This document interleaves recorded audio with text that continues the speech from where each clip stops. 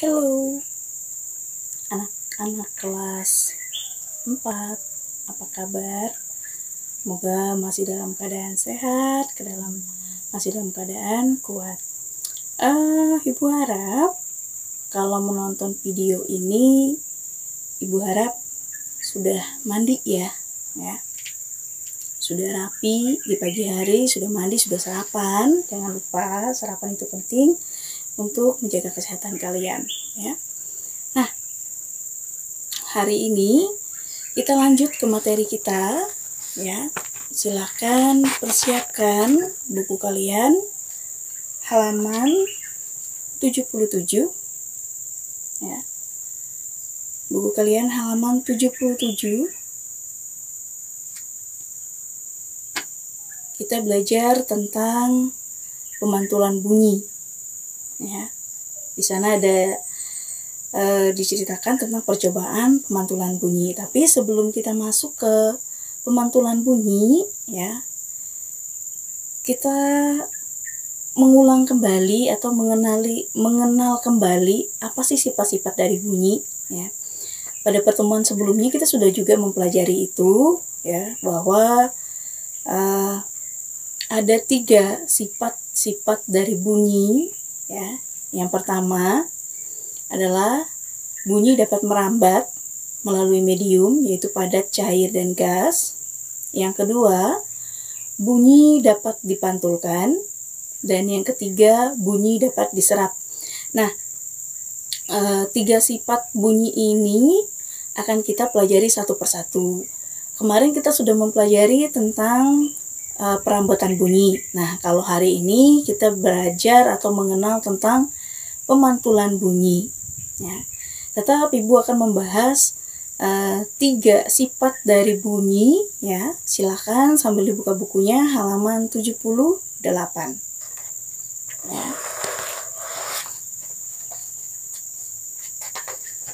Nah, di halaman 78 ya, seperti yang kalian lihat di buku kalian, di sana menjelaskan tentang 3 sifat bunyi tadi ya. Yang pertama, bunyi dapat dipantulkan, kemudian dapat merambat, dan juga dapat diserap.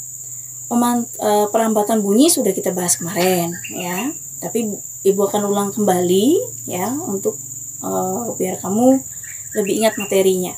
Nah, yang pertama, perambatan bunyi itu kemarin sudah kita pelajari, di mana bunyi dapat merambat melalui beberapa medium, yaitu padat, cair, dan gas, di mana tingkatan mediumnya dari yang paling cepat sampai yang paling lambat, yaitu kalau paling cepat kemarin adalah padat, kemudian cair, kemudian yang paling lambat adalah gas atau udara.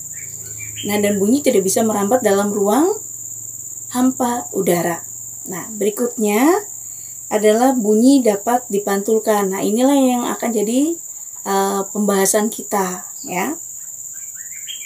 Bunyi dapat dipantulkan artinya jika bunyi ya atau getaran bunyi mengenai suatu benda dengan permukaan yang keras, maka bunyi itu dapat dipantulkan kembali. Nah, dalam pemantulan bunyi ini ada 2 jenis. Nanti ada gema, ada gaung ya. Tapi untuk hari ini kita tidak langsung masuk ke gaung dan gemanya ya. Cuma kita mengenal tentang sifatnya. Nah, di buku kalian di sana sudah dinyatakan ya, pernyataan apabila bunyi mengenai permukaan benda yang keras, misalnya seperti dinding semen atau kaca atau seng, maka bunyi tersebut akan dipantulkan ya. Contohnya ketika kita suara kita akan terdengar lebih keras jika kita di dalam gua ya, karena dia akan mengenai dinding goa ya, dikenai oleh getaran bunyi dari mulut kita sehingga terdengar sangat keras ya.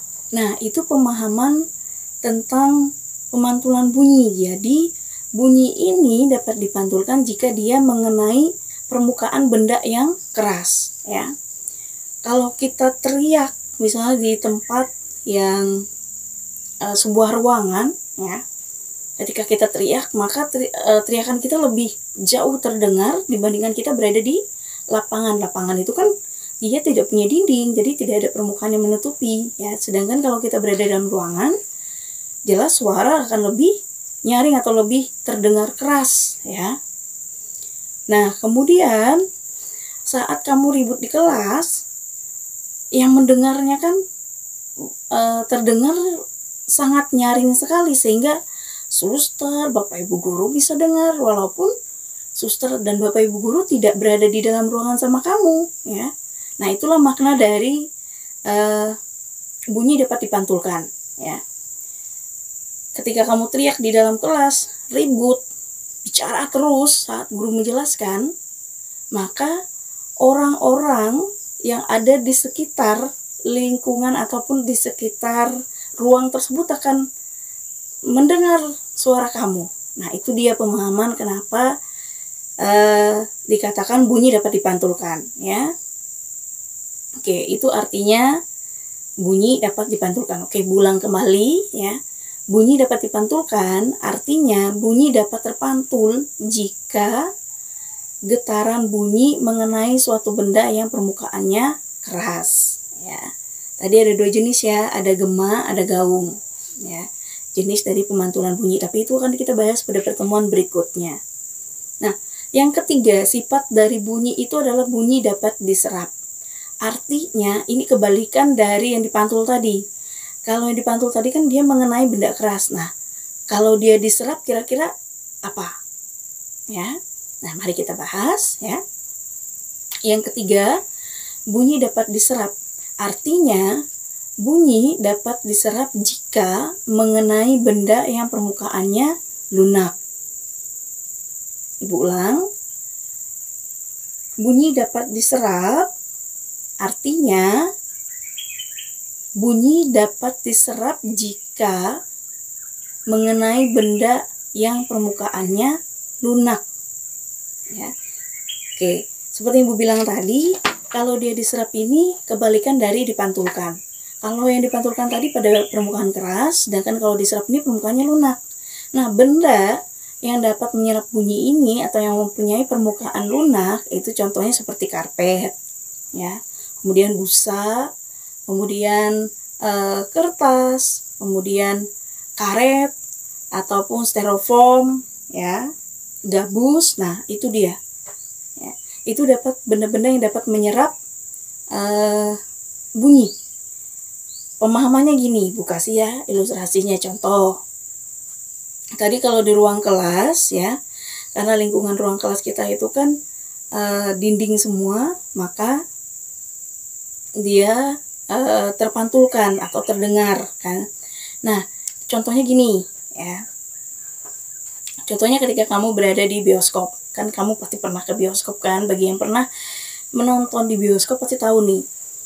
Di bioskop itu suara dari film yang kita tonton itu nyaring sekali, keras sekali, tapi orang di luar tidak mendengar.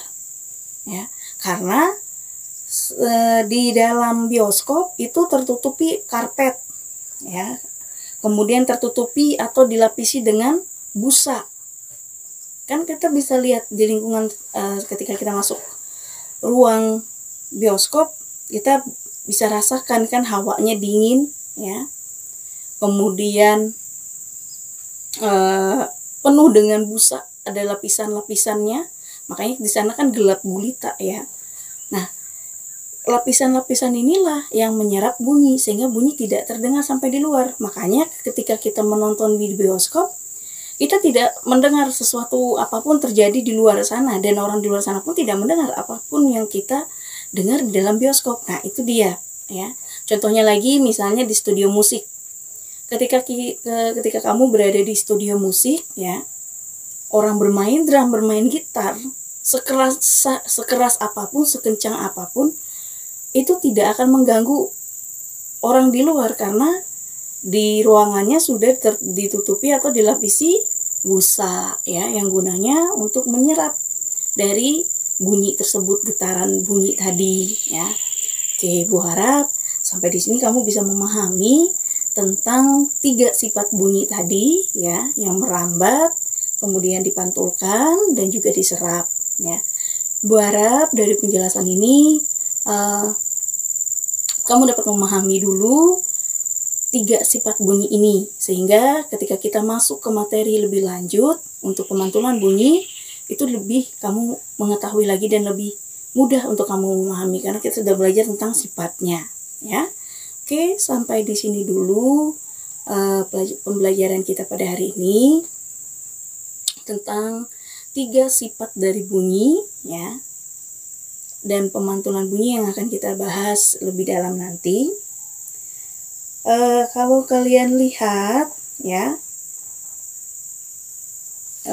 di buku kalian, nanti untuk latihannya itu halaman 81, ya. Silakan mengerjakan latihan halaman 81 nomor 4, ada A dan B, ya. Halaman 81 nomor 4, ya.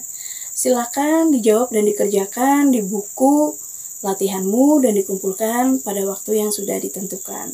Oke, sampai di sini pembelajaran kita. Ingat, tetap jaga kesehatan, jaga pola makannya, pola tidurnya, pola istirahatnya, ya. Jangan terlalu banyak main handphone, tapi perbanyaklah membaca dan membuka bukumu. Ingat, jaga kesehatan, selalu cuci tangan, dan selalu menggunakan masker. Sampai jumpa.